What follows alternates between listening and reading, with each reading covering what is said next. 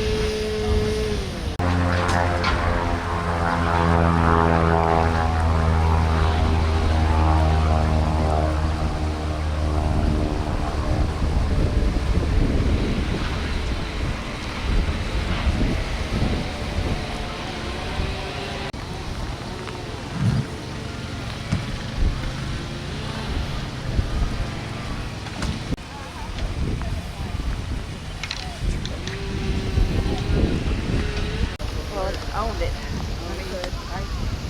And my mom and father were over in the next house. I know I was saying, I want you to put no glass in.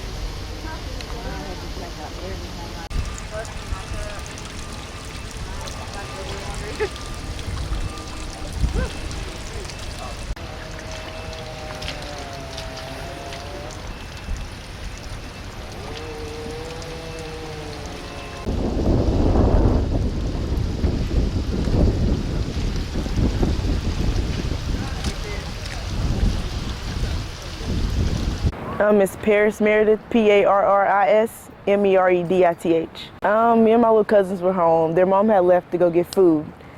So we were all here, and then that's when the alert came to my phone saying we need to take shelter. And that's when the sirens started going off. And then that's when we all was in the bathroom. Then they stopped going off.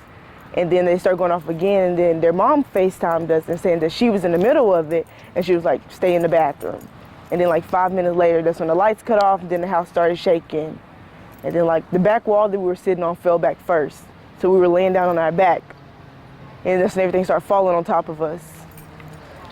So I was like, y'all don't move, like we're all just gonna stay here. I was like, it's okay. I was trying to tell them it was okay. You know, so they won't be worried or anything. And I had the 5-month-old in my arm trying to hold her because she was starting to whine and everything. So I was trying to hold her also and keep her calm. No, a mess. It was a mess everywhere. And I stepped outside. And then my little cousin got up first, so I handed him the 5-month-old so then I could try to get up. And then he handed her back, then we had to step over wood and everything. And then we see some people, like, they were back there. We saw them, they were waving at us, telling us to come get in the truck with them so that we could stay warm. So, after the tornado hits, it moves on. Is it kind of chaotic at that point? Yes, it was a lot of people out here. Everyone was running around. They were trying to see where everyone was. The first thing I heard, there was police sirens. So I knew that they were coming to help everyone too. Like, it was the first thing I heard when we got out of the house. Yes, I was nervous, I don't know. I was still scared after it happened.